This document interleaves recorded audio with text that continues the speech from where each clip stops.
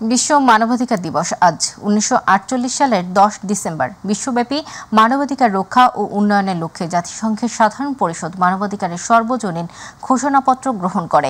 আন্তর্জাতিক মানবাধিকার দিবস উপলক্ষে জুলাই গণহত্যা, জোরপূর্বক গুম, ক্রসফায়ার, পুলিশি হেফাজতে নির্যাতন ও মৃত্যু, পিলখানা হত্যাকাণ্ড, শাপলা চত্বর গণহত্যা, মোদি বিরোধী আন্দোলন, ডিএসএ সহ বিভিন্ন সময় আওয়ামী ফ্যাসিবাদী জুলুমের ভুক্তভোগী গণজমায়েত অনুষ্ঠানের আয়োজন করেছে গুমের শিকার হওয়া ব্যক্তিদের স্বজনদের সংগঠন মায়ের ডাক।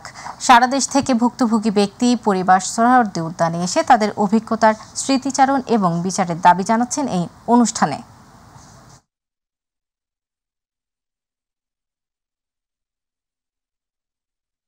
র্যাবের পরিচয় দিয়ে তুলে নিয়ে যাওয়া হয় এবং তারপর থেকে আমরা তাকে আর খুঁজে পাইনি। গত 11 বছর অতিবাহিত হয়ে 12 বছরে পড়লো, আমরা আজ পর্যন্ত তার কোনো হদিস পাইনি। র্যাব বিলুপ্তির সুপারিশ করেছে বিএনপি। দলের গঠিত সংস্কার কমিটি পুলিশকে জনবান্ধব, গ্রহণযোগ্য আচরণ ও বাহিনীর সদস্যদের সুরক্ষায় পুলিশ কমিশন গঠন করার প্রস্তাব দিয়েছে দলটি। দীর্ঘ 2 মাস টানা অংশীজনদের সাথে বৈঠক শেষে বিএনপি চেয়ারপারসনের গুলশান কার্যালয়ে পুলিশ সংস্কার কমিটির প্রধান হাফেজ উদ্দিন আহমেদ এইসব প্রস্তাবনা তুলে ধরেন। সুপারিশের মধ্যে রয়েছে 4 ধাপের পরিবর্তে 2 স্তরে পরীক্ষায় পুলিশ নিয়োগ, অবসরপ্রাপ্ত পুলিশ সদস্যের নেতৃত্বে ইউনিয়ন ভিত্তিক কমিউনিটি পুলিশিং, পুলিশ সদস্যদের প্রশিক্ষণ, সপ্তাহে 1 দিন পূর্ণ দিবস সহ 5 দফা প্রস্তাবনা দেওয়া হয়। এছাড়া দুর্নীতিগ্রস্ত 488 জন পুলিশ সদস্যকে সেনানিবাসে আশ্রয় দেয়া বাহিনীর সমালোচনা করেন তিনি। পুলিশ কর্তৃক যাকে যখন খুশি ইচ্ছা গ্রেফতার, আটক, তুলে নিয়ে যাওয়ার পর অস্বীকার করা, অতঃপর আইন বিধানের বিধির তোয়াক্কা না করে যতদিন খুশি আটক, গুম করে রাখার যে একটা অপসংস্কৃতি গত 16 বছরে ফ্যাসিবাদী সরকার নিয়মে পরিণত করেছে। ক্ষমতার অপব্যবহার রোধ, দায়ীদের শাস্তি ও ক্ষেত্র বিষয়ে পুরস্কার প্রদানের নিমিত্তে পুলিশের গ্রেফতার তথ্য বিষয়ক একটি ফর্ম তৈরি করতে হবে। প্রত্যেক গ্রেফতারকৃত ব্যক্তির জন্য একটি করে ফর্ম পূরণ করতে হবে। সেখানে সংশ্লিষ্ট গ্রেফতারকারী কর্মকর্তা এবং ভারপ্রাপ্ত কর্মকর্তা এবং ইউনিট প্রধান স্বাক্ষর করবেন সেই ফর্মে। সাবেক প্রধানমন্ত্রী শেখ হাসিনা ও তার ছোট বোন শেখ রেহানার ব্যাংক হিসেবের তথ্য তলব করেছে আর্থিক গোয়েন্দা সংস্থা Bangladesh financials intelligence unit BFIU. BFIU দেশের ব্যাংক ও আর্থিক প্রতিষ্ঠানের কাছে এ সংক্রান্ত নির্দেশনা পাঠিয়ে হিসাবের তথ্য তলব করেছে। বিএফআইইউ একই সঙ্গে জাতির জনক বঙ্গবন্ধু শেখ মুজিবুর রহমান মেমোরিয়াল ট্রাস্ট এবং চৌধুরী জাফরুল্লাহ শরাফতের ব্যাংক হিসেবের তথ্য চেয়েছে। বিএফআইইউর চিঠিতে মেমোরিয়াল ট্রাস্টের হিসেবে কোথা থেকে কিভাবে টাকা এসেছে তা জানাতে বলা হয়েছে। সেই অর্থ পরবর্তীতে কোথায়, কোন সময়, কোথায় খরচ হয়েছে, নগদে উত্তোলন হয়েছে কিনা এসব বিস্তারিত তথ্য চাওয়া হয়েছে।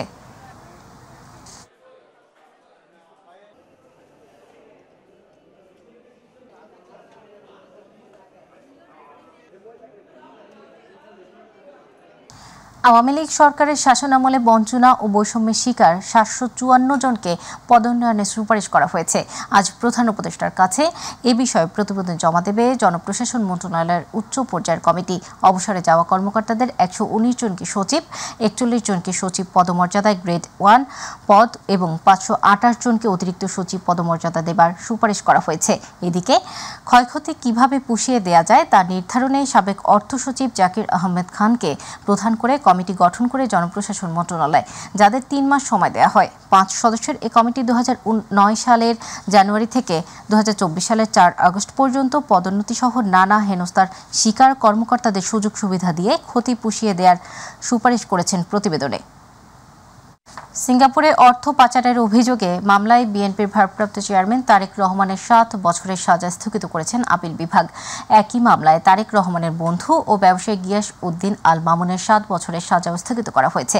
এদিকে বিস্ফোরক দ্রব্য আইনের মামলায় 12 বছরের সাজা থেকে রুহুল কুদ্দুস তালুকদার দুলুকে খালাস দিয়েছে হাইকোর্ট। অপরদিকে বৈষম্য বিরোধী ছাত্র আন্দোলনে হত্যা চেষ্টার মামলায় অভিনেত্রী শৌমি কায়সারকে 3 মাসের জামিন দিয়েছেন আদালত। সাইদুর রহমান আবিরের আরও একটি রিপোর্ট। সিঙ্গাপুরে অর্থ পাচারের অভিযোগের মামলায় বিএনপির ভারপ্রাপ্ত চেয়ারম্যান তারেক রহমানের 7 বছরের সাজা স্থগিত করেছেন আপিল বিভাগ। একই মামলায় তারেক রহমানের বন্ধু ও ব্যবসায়ী গিয়াসউদ্দিন আল মামুনের 7 বছরের সাজাও স্থগিত করা হয়েছে। প্রধান বিচারপতির নেতৃত্বাধীন আপিল বিভাগ এ আদেশ দেন। আইনজীবীরা জানান, সিঙ্গাপুরে অর্থ পাচারের অভিযোগে মামলায় 2013 সালের 17 নভেম্বর ঢাকার একটি আদালত তারেক রহমানকে খালাস দেন। বিচারিক আদালতের ওই রায়ের বিরুদ্ধে হাইকোর্টে আপিল করে দুর্নীতি দমন কমিশন। 2016 সালে বিচারিক আদালতের রায় বাতিল করে তারেক রহমানকে 7 বছরের কারাদণ্ড দেন হাইকোর্ট। পাশাপাশি 20 কোটি টাকা জরিমানা করেন। এটি ছিল তারেক রহমানের প্রথম সাজা। এই সাজার বিরুদ্ধে আপিল বিভাগে আবেদন করা হয়। অর্থাৎ এই মামলায় এই আইনে চলতে পারে না, কিন্তু ক্ষমতার দম্ভ, রাষ্ট্র এবং আদালতকে কুক্ষিগত করার মাধ্যমে শেখ হাসিনা ওয়াজেদ এই মামলাটা ট্রায়াল করালেন। এই মানি লন্ডারিংয়ের মামলাটা জনাব তারেক রহমান সাহেবের বিরুদ্ধে মামলা দায়ের করা হয়েছিল। দুঃখজনক হলেও সত্য, যে আইনে মামলা দায়ের করা হয়েছিল সেই আইন তখন এক্সিস্ট ছিল না। এদিকে বিস্ফোরক দ্রব্য আইনের মামলায় 12 বছরের সাজা থেকে বিএনপির সাংগঠনিক সম্পাদক রুহুল কুদ্দুস তালুকদার দুলুকে খালাস দিয়েছে হাইকোর্ট।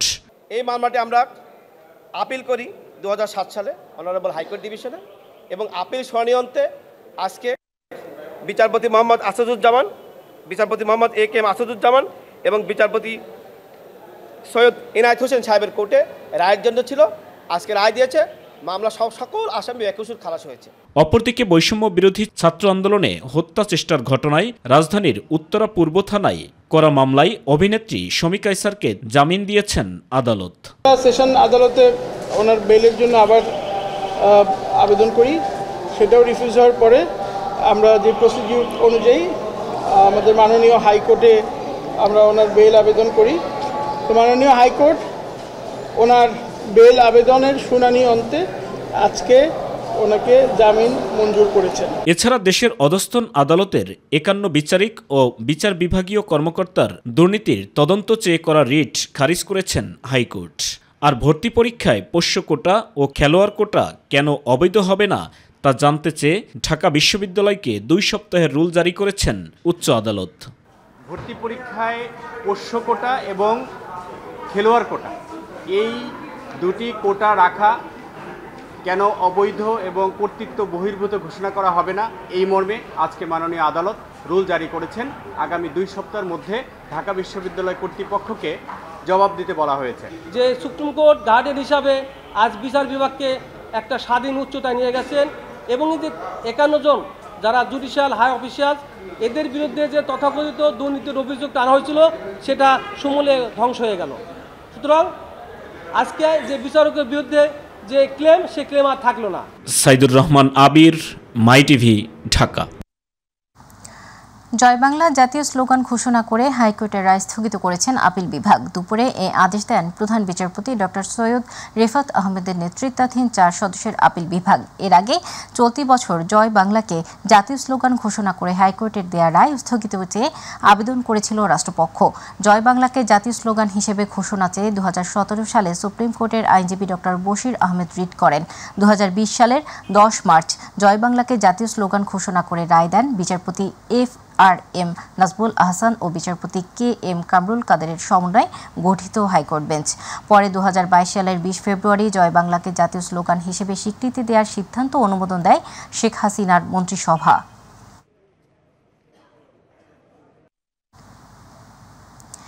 এলডিসি উত্তরণের পর বাইরের অনেক সুবিধাই মিলবে না জানিয়ে অর্থ উপদেষ্টা সালাউদ্দিন আহমেদ বলেছেন, শিল্প সুরক্ষা ও রফতানি সক্ষমতা বাড়ানোর নামে দেয়া সুবিধা ধীরে ধীরে কমে আসবে।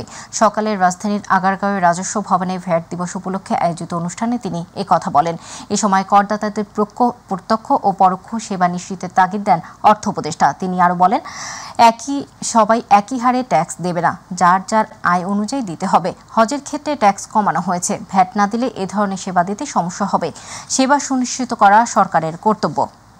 এগিয়ে যেতে চাই দ্রুত গতিতে, বিশেষ করে আমরা একটা কি অন্তর্বর্তীকালীন সময় আসছে, এখানে যদি আমরা ইনপুট না করতে পারি, বিদেশের বহু জায়গায় এই বাংলাদেশের ট্যাক্স, রেভিনিউ, সামাজিক নিরাপত্তা এগুলো বহু প্রশ্ন করা হয়, এবং আর ব্যবসায় তো বেশিরভাগই খেলে এনবিআর। আমার কাছে কেউ গেলেই বলে যে আমাদের অনেক কিছু কমপ্লেন আছে আমাদের।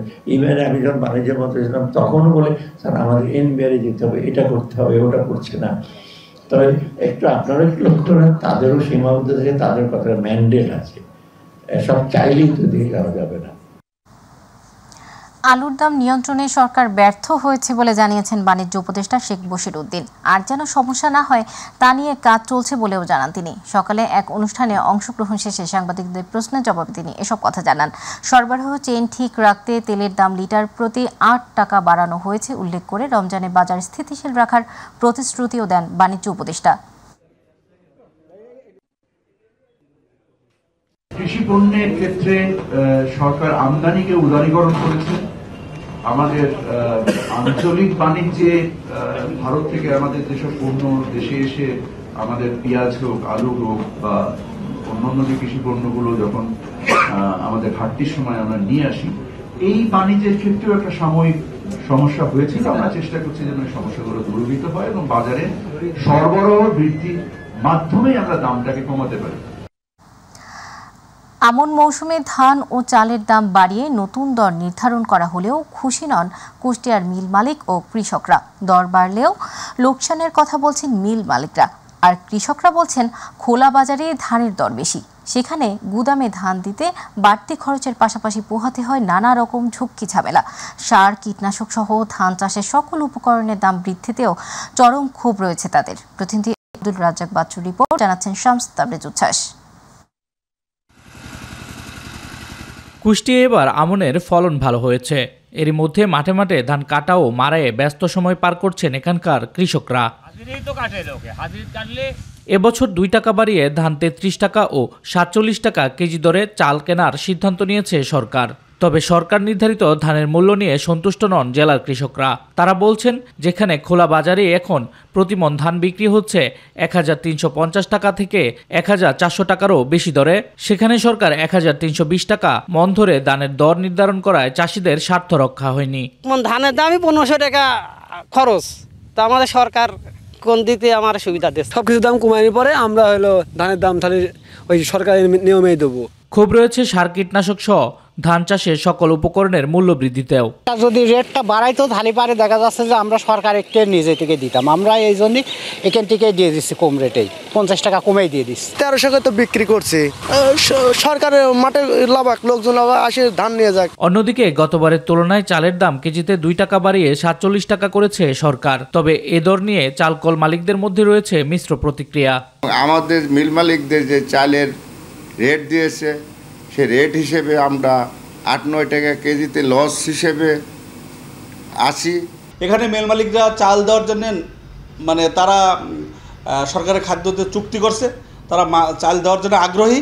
তবে এখানে একটা বিষয়, যদি এই মূল্যে চাল দিতে পারবে না বলে মিল মালিকরা আমাদেরকে জানিয়েছে। জেলা খাদ্য কর্মকর্তা বলছে, সরকার নির্ধারিত দরে যথাসময়ে ধান চাল সংগ্রহ সম্পন্ন করা হবে। ধান বা চালের যে সংকটের কারণে লক্ষ্যমাত্রা পূরণ হয়নি তা নয়, যথেষ্ট পরিমাণ ধান চাল রয়েছে এবং আশা করি যে এটা আমরা মানে লক্ষ্যমাত্রা অর্জন করতে সম্ভব। চলতি বছর জেলায় 19,100 মেট্রিক টন সিদ্ধ চাল, 6,700 মেট্রিক টন ধান ও 1,600 মেট্রিক টন আতপ চাল সংগ্রহের লক্ষ্যমাত্রা নির্ধারণ করা হয়েছে। শামস তাবরিজ উচ্ছ্বাস, মাই টিভি নিউজ ডেস্ক।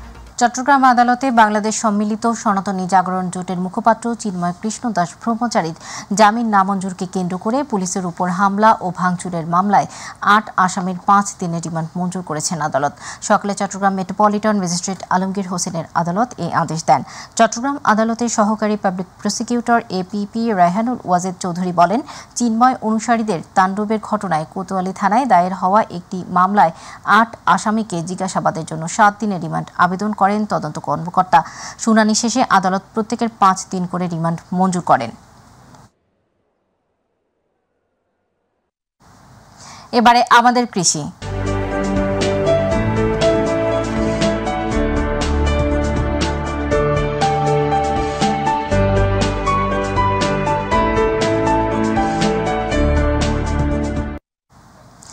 মাগুরার মোহাম্মদপুর উপজেলায় চাষ হচ্ছে বিদেশি ফল কোকোয়া। দক্ষিণ আমেরিকার জনপ্রিয় অ্যামাজনের বহুল উৎপাদিত ফল এই কোকো বা কোকোয়া। এর বীজ উৎকৃষ্ট মানের চকলেট ও কফির কাঁচামাল তৈরিতে ব্যবহার হয়। চাষাবাদ বাড়াতে পারলে কমবে আমদানি নির্ভরতা, বাড়বে কর্মসংস্থান মনে করেন বিশেষজ্ঞরা। প্রতিনিধি আশরাফুল আলম সাগরের রিপোর্টে বিস্তারিত। মাগুরায় প্রথমবারের মতো চাষ হচ্ছে বিদেশি ফল কোকোয়া।